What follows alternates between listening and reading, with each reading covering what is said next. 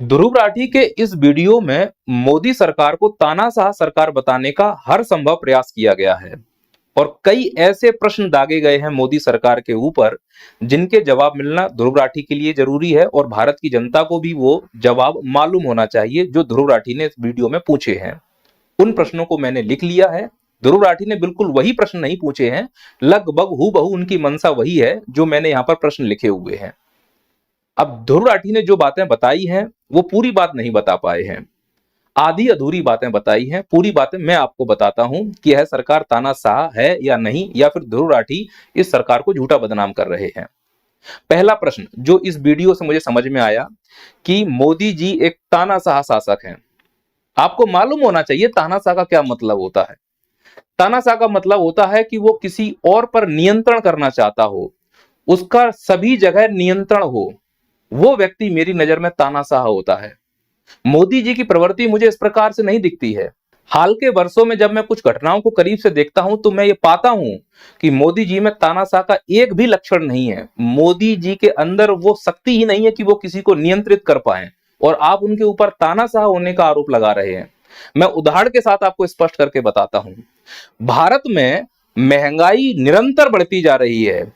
कभी मोदी जी ने इस महंगाई के नियंत्रण करने का वो प्रयास नहीं किया जो एक तानाशाह को करना चाहिए था, और आप उनके ऊपर आरोप लगा रहे हो कि मोदी जी एक तानाशाह शासक हैं। अगर तानाशाह होते तो ये नियंत्रण हो जाती महंगाई, जो नहीं हो पाई।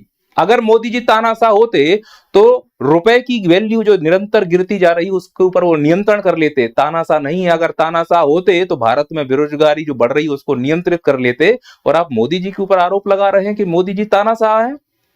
सरेआम झूठ बोल रहे हैं आप। मोदी जी तानाशाह नहीं। अगर मोदी जी तानाशाह होते तो इन चीजों पर अभी तक नियंत्रण हो गया होता। दूसरा प्रश्न आपका आ रहा है कि जो बीजेपी पार्टी है वो घोटालेबाज पार्टी है। आपको इल्म नहीं है, अभी जानकारी ही नहीं है बीजेपी के बारे में। अरे जब पार्टी होगी तब घोटाला होगा ना। क्या जानते हो आप बीजेपी की पार्टी के बारे में?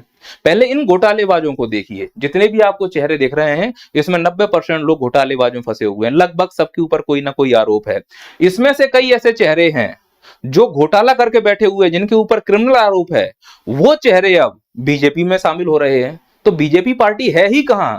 उस बीजेपी पार्टी में आप किसी का भी चेहरा देखो वो विपक्ष का चेहरा ही दिखेगा, और ये वो लोग हैं जिन्होंने भ्रष्टाचार किया हुआ है और जो भ्रष्टाचार के आरोप में अंदर हैं, पर वो अंदर ना जाना चाहें इसलिए बीजेपी में शामिल होना।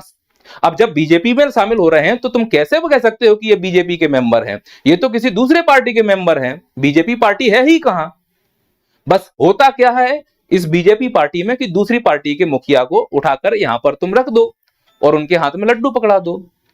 अब ये कांग्रेस के हैं कि बीजेपी के हैं, ये खुद जो उसके सदस्य हैं वो डिसाइड नहीं कर पा रहे हैं।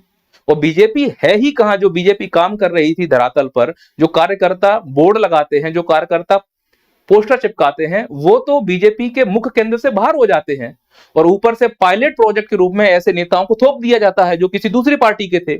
अब ये बीजेपी के कैसे हो गए और ये बीजेपी पार्टी कैसे हो गई? ये समझने वाली बात है ना। और जो बीजेपी के हैं वो बेचारे बाहर बैठ गए हैं।